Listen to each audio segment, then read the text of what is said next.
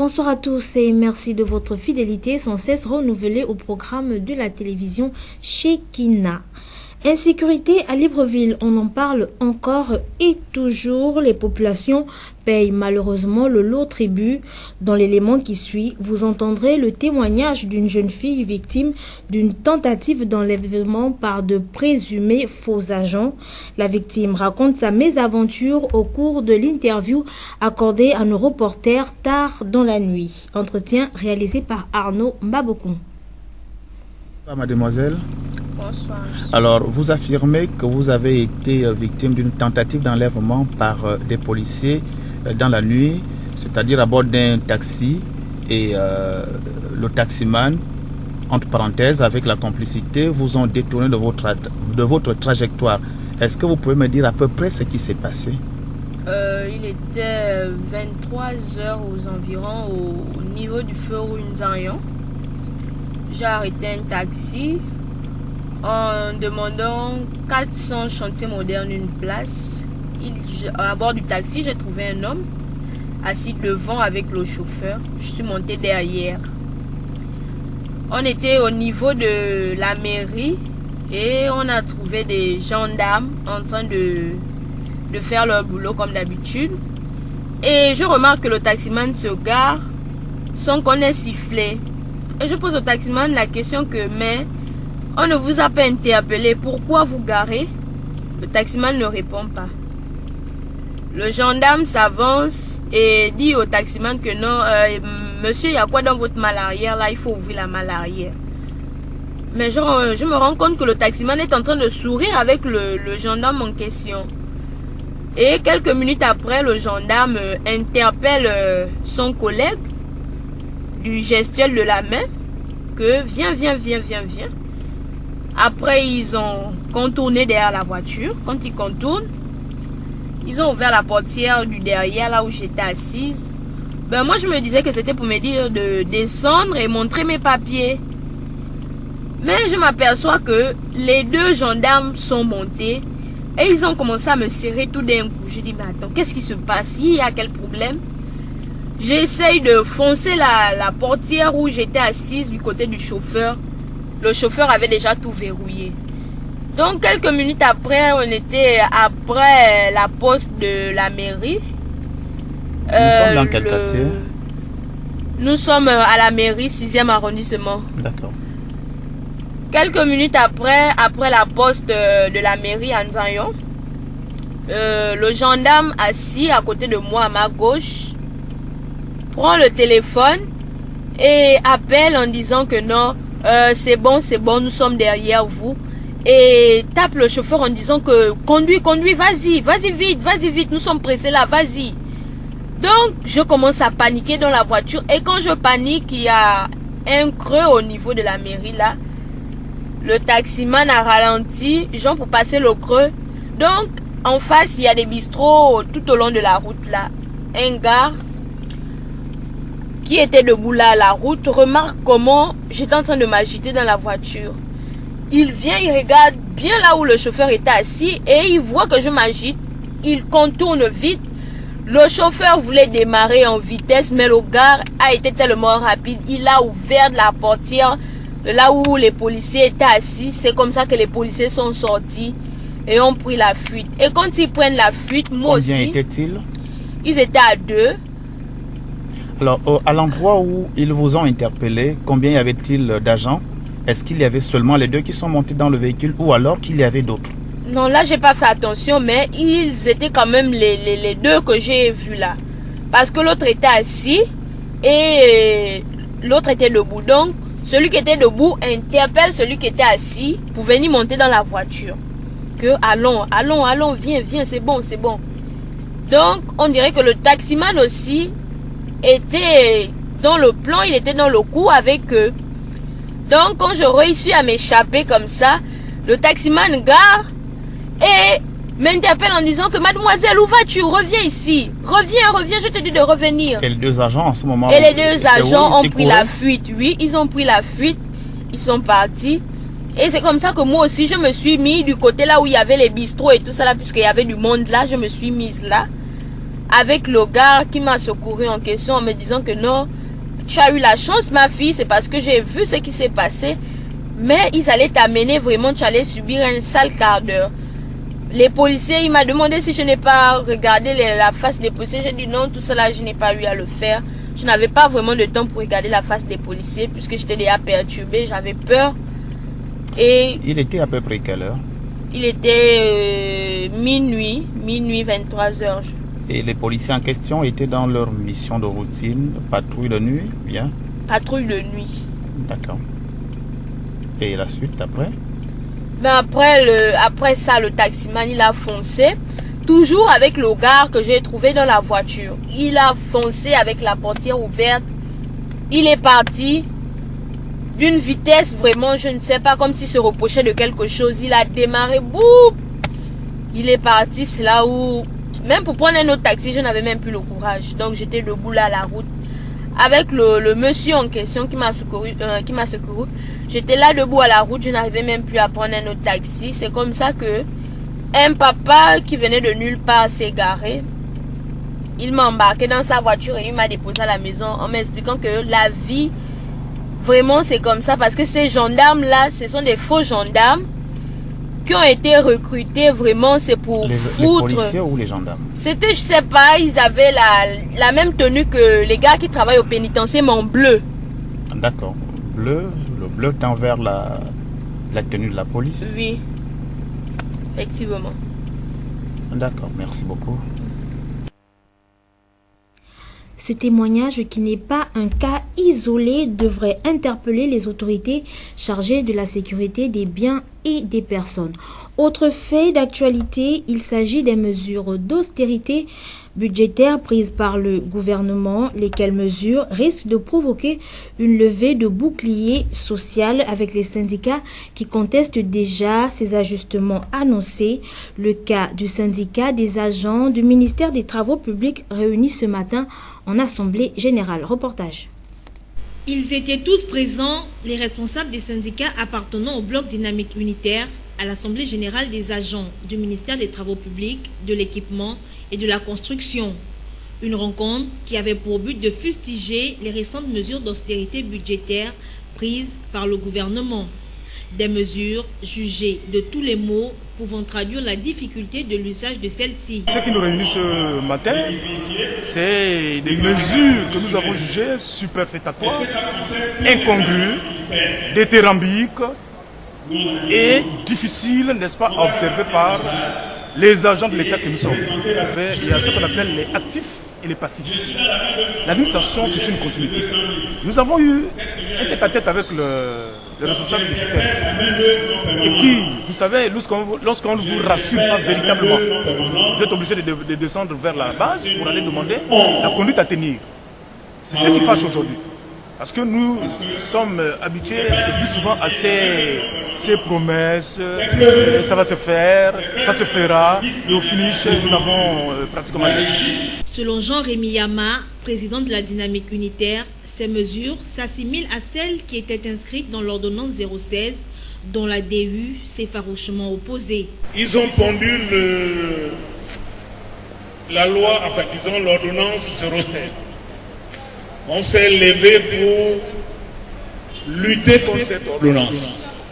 Parce que cette ordonnance, justement, prévoyait un certain nombre de choses, dont la suppression de la catégorie C et le renvoi de la main-d'œuvre non permanente. À ces éléments s'ajoutaient également les paiements au 30e. Toutes ces choses-là avaient pour objectif de baisser les salaires des agents publics et de supprimer la main-d'œuvre non permanente. Nous avons sillonné l'intérieur. Nous avons expliqué que Dynamique Unitaire s'est levée. Coincé, le gouvernement a pris des mesures. Et vous allez voir. Le climat de tension sociale, à nouveau menacé par ces mesures qui visiblement n'obtiennent pas l'assentiment de tous les agents publics, bien que le Parti démocratique gabonais tente à sa manière d'en convaincre plus d'un.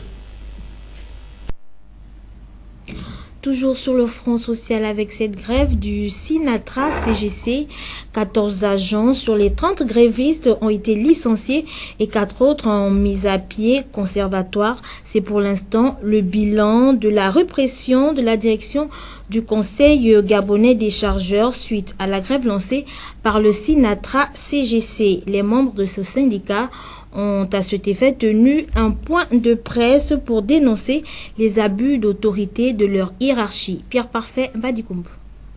Réunis dans les locaux de la COSIGA, les membres de la Sinatra CGC, en grève suite au non-paiement à terme de plus de 2 mois de salaire, ont tenu un point de presse pour attirer l'attention des plus hautes autorités de notre pays sur les exactions de la direction générale du Conseil gabonais des chargeurs.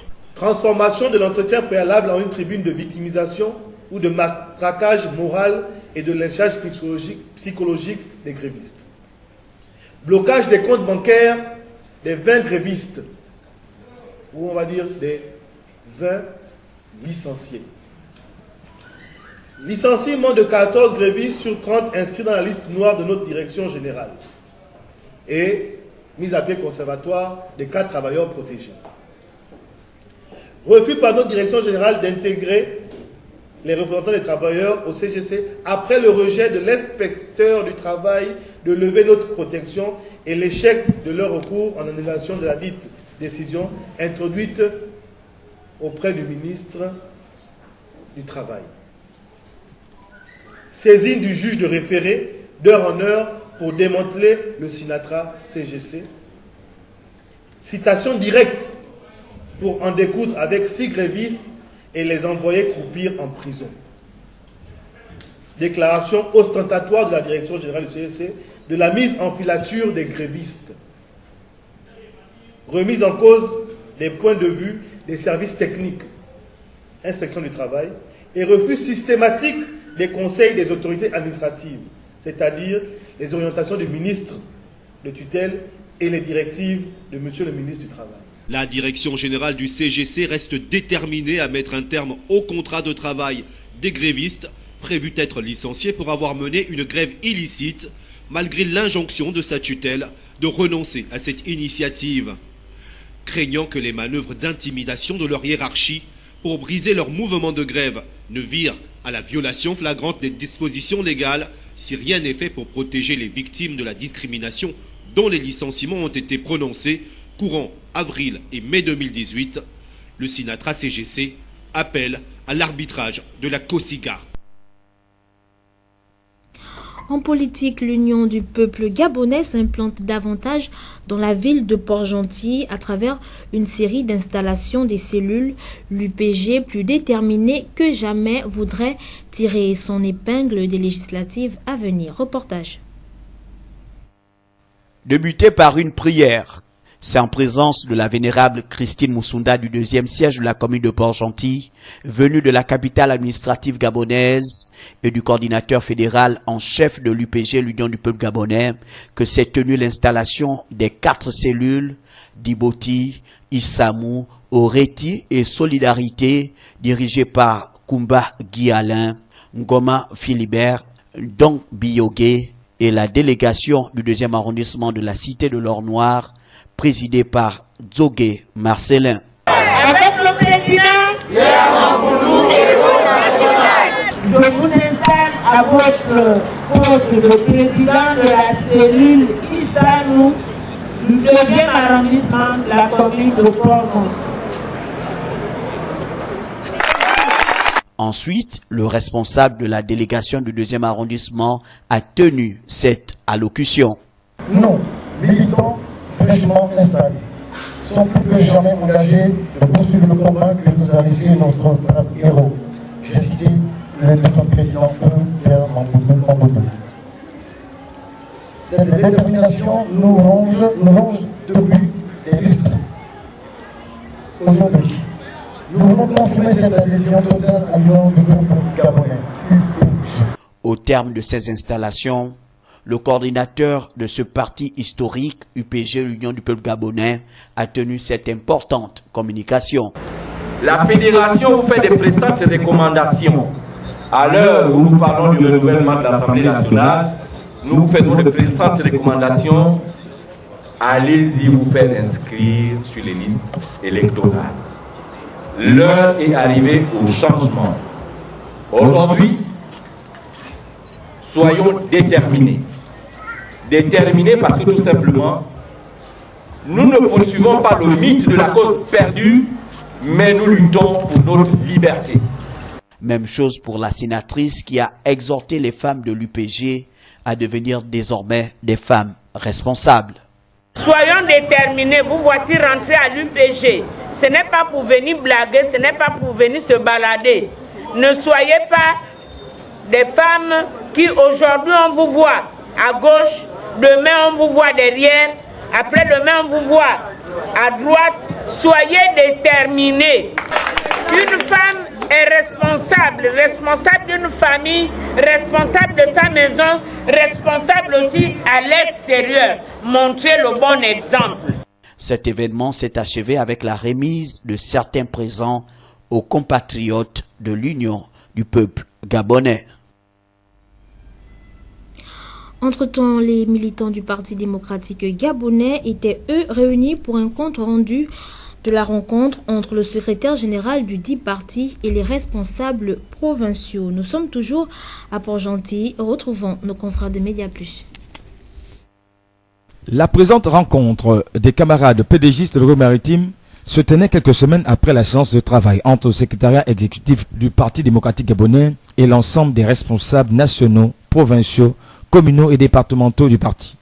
En présence de la secrétaire nationale pour le Go-Maritime et des cadres du PDG dans le Go-Maritime, le secrétaire provincial, dans son adresse, donnera ses consignes. Camarades, comme vous le savez, les différents états-majors du parti, les partis politiques préparent déjà les prochaines échéances électorales. À cet effet, il nous faut, nous, responsables du Parti démocratique gabonais de la province du Go-Maritime, organiser et rendre opérationnelles nos structures de base, en confiant un rôle central aux politiques, qui, comme la famille au plan social, est la cellule de base au plan politique. Le triomphe de notre parti aux prochaines échéances électorales passe nécessairement par la régénération et la revitalisation des politiques. Il nous faut disposer dans les bureaux des secrétariats des comités des camarades travailleurs, dévoués à la cause du parti. Pour sa part, la secrétaire nationale en charge de la mobilisation situera les enjeux de ces retrouvailles. Dans le cadre de cette réunion, nous aborderons également les questions politiques d'actualité. Cette journée sera donc mise à profit pour obtenir des échanges féconds entre militants de notre parti afin de mieux préparer les élections législatives qui auront lieu dans quelques mois. Il me plaît de rappeler à l'attention de tous les camarades que les responsabilités dans le parti exigent un esprit de sacerdoce, c'est-à-dire de sacrifice. Le membre du comité permanent du bureau politique du Parti démocratique gabonais présentera à l'assistance la lettre d'orientation du secrétariat exécutif.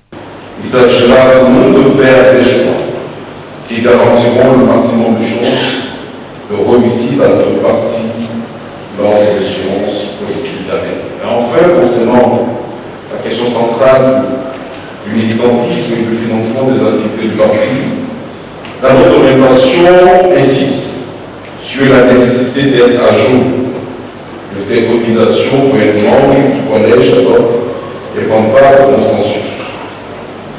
Il importe à cet égard de rappeler que la première expression d'appartenance à une famille politique est de prendre sa part de l'effort financier pour conforter sa famille politique dans ses activités.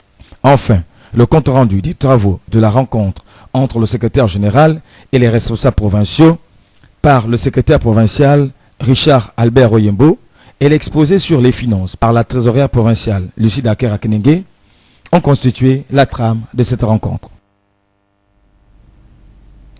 Et dans l'actualité hors de nos frontières, la présidence polonaise a annoncé mardi que la présidente de la Cour suprême était mise à la retraite d'office conformément à une réforme introduite par les conservateurs au pouvoir. Cette dernière dénonce une purge des juges. Reportage. En plein cœur de Varsovie, des milliers de manifestants brandissent des drapeaux polonais et européens. Ils sont venus devant le siège de la Cour suprême pour témoigner leur soutien à la présidente qui refuse de quitter ses fonctions. Je voudrais vous remercier d'avoir défendu les tribunaux et la Cour suprême. Je pense que vos réunions et vos manifestations aideront les gens à comprendre ce qu'est la séparation des pouvoirs et pourquoi c'est si important. Âgée de 65 ans, Małgorzata Gersdorf a été mise à la retraite par le président polonais Andrzej Duda ce mardi, conformément à la réforme de la justice entrée en vigueur ce mercredi. La mesure la plus controversée abaisse l'âge de départ à la retraite des juges de 70 à 65 ans. Au total, 27 magistrats sont concernés, soit plus d'un tiers des effectifs. Selon le parti Droit et Justice au pouvoir, cette mesure doit permettre de lutter contre la corruption en éloignant les magistrats ayant commencé leur carrière avant la chute du communisme dans le pays. Mais pour l'opposition, les conservateurs cherchent à prendre le contrôle de l'appareil judiciaire pour s'assurer une mainmise complète sur l'État. De son côté, la Commission européenne estime que cette réforme porte atteinte à l'indépendance de la justice en Pologne. Lundi, elle a entamé une procédure judiciaire à son encontre. En Thaïlande, cette fois-ci, après 12 jours passés coincés dans une grotte, plus d'une dizaine d'enfants retrouvent enfin leur famille. Une évacuation délicate effectuée dans une grotte PKG. Reportage. Tous là, vivants, réfugiés sur un rocher au sec. C'est un sauveteur britannique qui filme ces images inespérées. How many of you? 13. Brilliant. Désorientés, amaigris, les 12 enfants et leur prof de football demandent quel jour ils sont et surtout quand ils vont sortir. We are coming. It's okay. It's okay. Many people are coming. Many people. We are the first. Many people come. À l'extérieur, les mères des enfants n'osent pas encore croire à la bonne nouvelle, après 9 jours d'angoisse absolue. C'est le plus beau jour de ma vie. J'ai hâte de le serrer dans mes bras. Je pensais qu'il n'avait que 50% de chance de survie. Mais l'attente des familles n'est pas terminée. L'évacuation des rescapés va peut-être nécessiter plusieurs semaines et une stratégie minutieuse. Le niveau de l'eau reste très élevé dans les grottes. Tous les enfants ne savent pas nager. Il va falloir qu'on leur apprenne. On va leur faire parvenir des masques de plongée. Pour ressortir, il leur faudra parcourir ces 4 kilomètres de boyaux étroits et inondés. Trop risqué pour l'instant. Surtout pour des enfants affaiblis. Ils n'ont pas mangé depuis 9 jours. Aujourd'hui, les sauveteurs leur ont acheminé l'équivalent de 4 mois de vivres et de médicaments. Des médecins vont se relayer en permanence à leur côté. Le feuilleton qui tient en haleine toute la Thaïlande est donc loin d'être achevé. Autour des 13 miraculés, tout un pays soulagé. En sport, Mendy Kabangoy, président de la Ligue de football de l'Estuaire, nous livre dans le reportage qui va suivre le bilan de la saison 2017-2018. C'est avec Yasser Nicolas Ndon. En se prêtant à nos micros ce matin, le président de la Ligue provinciale de football de l'Estuaire, Mendy Kabangoy, tente de nous livrer avec un sourire le bilan plus ou moins satisfaisant de la saison sportive 2017-2018 de la Ligue dont il a la charge. Le bilan moral et financier, c'est un bilan qui a démontré à tous les présidents qu'ils étaient vraiment satisfaits. Satisfaits dans le sens que nous avons commencé notre championnat par la Super Coupe. À travers cette Super Coupe, nous avons enregistré au moins 4 rencontres. Il y avait les Benjamins qui avaient joué cette Super Coupe. Après le Benjamin, il y avait les Mini. Après les Mini, il y avait les juniors et la D3. Et en D3. Se réjouissant de la bonne conduite et des activités tenues à la Ligue, Mendy Kabangoy et son bureau dirigeant ont désormais comme unique pensée celle de démarrer la saison sportive 2018-2019 tout en posant les mêmes actions. Nous avons déjà projeté cette édition pour la saison 2018 et 2019. Nous voulons, n'est-ce pas, démarrer ce championnat un peu tôt, compte tenu, n'est-ce pas, des enfants qui sont scolarisés. Parce que ça nous a vraiment embêtés. Vous voyez qu'il y a certains qui préparent le bac, il y a certains qui préparent le BPC. C'était une matière pour nous difficile, pour ne pas en arriver là. Donc nous allons démarrer le championnat l'année prochaine, n'est-ce pas, à partir de fin octobre. Ça nous permettra, n'est-ce pas, de jouer en temps. Et ça nous permettra, n'est-ce pas, de terminer le championnat en octobre. Dans cette ligne, nous avons dit que la Ligue dont j'ai la responsabilité d'organiser, n'est-ce pas, ces championnats. Redonner à la province mère de l'Estuaire et au football local les valeurs qui étaient les siennes, là sont entre autres les missions que le bureau exécutif s'est assignées.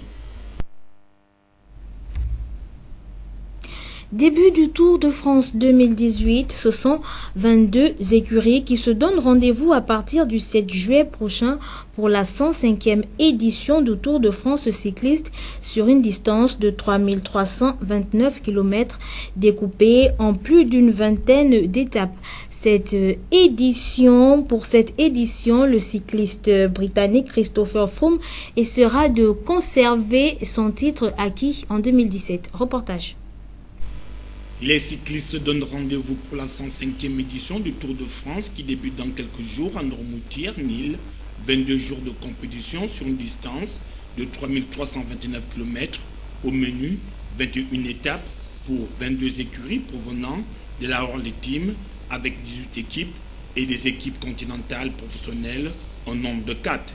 Pour cette édition 2018, l'Espagne aura l'insigne honneur d'accueillir quelques étapes. Quant aux équipes sélectionnées pour ce Tour de France sont celles de l'UCI World Tour ainsi que les équipes invitées. Le Britannique Christopher Froome sera bien présent et épaulé par une redoutable armada, tous aux couleurs de l'écurie Sky. Une 105e édition du Tour de France cycliste qui alimente déjà des conversations à l'exemple de l'Espagnol Alberto Contador, vainqueur des éditions de 2007 et 2009, annonce que ce tour est l'un des plus ouverts de ces dernières années qui succédera au palmarès à Christopher Froome ou essaiera-t-il de le conserver? Réponse dans quelques jours.